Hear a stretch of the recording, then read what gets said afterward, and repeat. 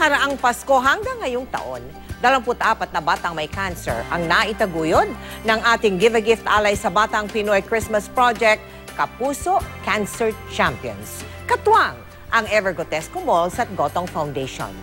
Isa sa mga nasundan nating kwento ng pagsubok ay ang batang si JR na pinahina man ng cancer, buong lakas ng loob namang lumaban. Eto na siya ngayon.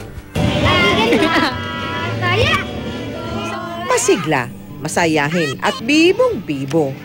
Ganyan mailalarawan ngayon si JR Suarez, isa sa ating Give a Gift Kapuso Cancer Champions. Matapos ang 5 taon na pakikipaglaban sa sakit na leukemia, heto na ngayon si JR. Pumapasok na ngayon si JR. Ngayon, grade 1 na siya. Sobrang makulit. Ayon sa kanyang guro, aktibo at hindi nagpapahuli ang bata sa klase.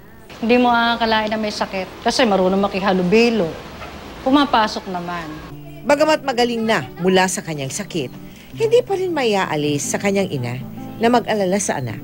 Noong una, sinabi nung nanay niya na medyo yung iiwas ba sa sobrang kalikutan.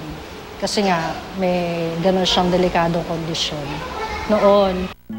At ngayong Oktubre, 20 Kapuso Cancer Champions ang ating hahandugan ng pag-asa.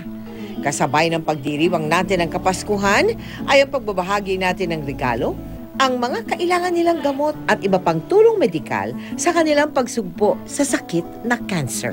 Unang-una, huwag makakalimot sa taas. Dahil yun ang ginawa ko eh. Yun, awa ng Diyos, tinulungan nga ako para gumaling yung anak ko. Saka doon sa mga magulang na huwag sila mawawala ng pag-asa. Habang buhay may pag-asa.